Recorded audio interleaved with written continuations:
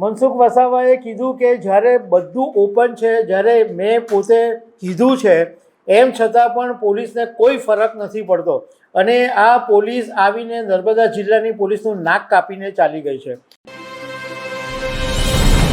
ભાજપના ભરૂચના સાંસદ મનસુખ વસાવાએ હજુ થોડાક દિવસો પહેલાં જ ગુજરાતના નાયબ મુખ્યમંત્રી હર્ષ સંઘવી અને નર્મદા જિલ્લાના એસપીને પત્ર લખીને કીધેલું હતું કે અહીંયા આગળ દારૂનો વેપાર ચાલે છે, જુગારના અડ્ડાઓ ચાલે છે, પોલીસની રાજકારણીઓની મિલીભગત છે, પણ ગુજરાતની પોલીસ અને સ્થાનિક પોલીસ ઊંઘતી રહી અને નર્મદા જિલ્લાની અંદર ગઈકાલે મોડી રાત્રે મુંબઈની પોલીસની એક ટીમ નર્મદા જિલ્લાના એક ગામમાં આવીને ત્રાટકી અને ત્યાંથી ડ્રગ્સનો મોટા પાયે જથ્થો મળી આવ્યો હોવાનું જાણવા મળ્યું છે। તો આના વિશે તમારી સાથે વાત કરીશ। મારું નામ રાજેશ શાહ છે અને તમે જોઈ રહ્યા છો ગુજરાતના સૌથી મોટા ડિજિટલ ન્યૂઝ પ્લેટફોર્મ ખબરછે.com। ભરૂચના ભાજપના સાંસદ મનસુખ વસાવાએ નાયબ મુખ્યમંત્રી હર્ષ સંઘવી અને નર્મદાના એસપીને પત્ર લખીને કીધેલું હતું કે મહારાષ્ટ્રની ખુલ્લી બોર્ડર ઉપરથી નર્મદા જિલ્લાની અંદર દારૂ ઠલવાય છે અને એ પછી ઉમરલા, રાજપારડી, કરજણ, સિનોર સુધી આ દારૂ મોકલવામાં આવે છે અને જુગારના અડ્ડાઓ પણ ધમધમે છે। અને આ પત્રની અંદર મનસુખ વસાવાએ ક્લિયર કટ લખેલું કે પોલીસ અને બધી જ પાર્ટીઓના રાજકારણીઓની મિલીભગત છે।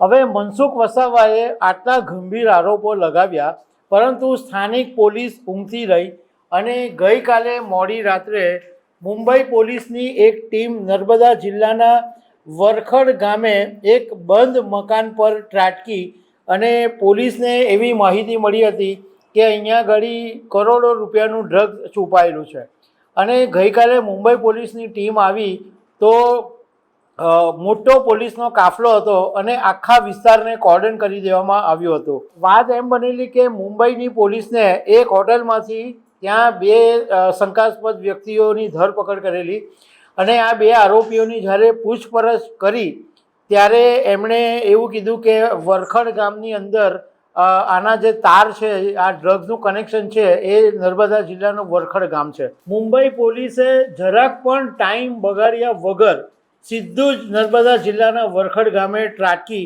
અને ત્યાં આગળ એક બંધ મકાનની અંદર તપાસ કરી તો પદાર્થ મળી આવ્યો છે। અત્યારે પોલીસ અધિકારીઓ કન્ફર્મેશન આપતા નથી। પોલીસનું કહેવું એમ છે કે આ ફોરેન્સિક લેબોરેટરીમાં મોકલી આપવામાં આવ્યું છે, કેમિકલ છે કે ડ્રગ્સ છે એ રિપોર્ટ આવે પછી ખબર પડશે। પરંતુ આ ઘટનાએ આખા નર્મદા જિલ્લાની અંદર ચકચાર મચાવી દીધી છે કારણ કે પોલીસે આખા વિસ્તારને કોર્ડન કરી દીધો છે અને એવું પણ જાણવા મળ્યું છે કે આ નર્મદા જિલ્લાના વરખડમાં જે બંધ મકાન છે એના માલિક વડોદરામાં રહે છે। હવે આ બાબતે અમે મનસુખ વસાવાની સાથે વાત કરી છે તો એમણે એવું કીધું કે અમે થોડાક દિવસો પહેલાં જ પોલીસને અને સરકારને કીધેલું હતું કે મહારાષ્ટ્રમાં ખુલ્લી બોર્ડર છે અને ત્યાં આગળ ડુપ્લિકેટ દારૂની ફેક્ટરી છે અને એ ત્યાંથી નર્મદા જિલ્લામાં ઇઝીલી દારૂ ઠલવાય છે અને અલગ અલગ વિસ્તારોમાં મોકલવામાં આવે છે અને જુગારના અડ્ડા બી ચાલે છે। જિલ્લા પોલીસ તંત્રને બધી જ ખબર છે અને આમલેથા પોલીસ સ્ટેશનની આજુબાજુ એવા ધંધા ચાલે છે કે એક મોટું રેકેટ બહાર આવવાની શક્યતા છે। સવાલ એ છે કે જ્યારે મેં જાણ કરી છે અને પોલીસને ખબર છે એમ છતાં સ્થાનિક પોલીસ ઊંઘતી રહી અને મુંબઈ પોલીસ આવીને ત્રાટકી ગઈ। મુંબઈ પોલીસે અહીંયા આવવાની જરૂરત જ શું કામ પડી?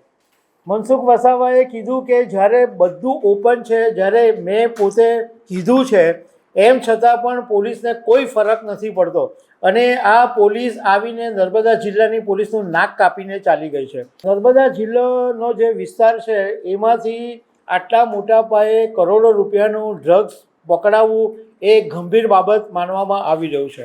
તો દર્શક મિત્રો, આવી અનેક વાતો સાથે અમે તમને મળતા રહીશું। આભાર।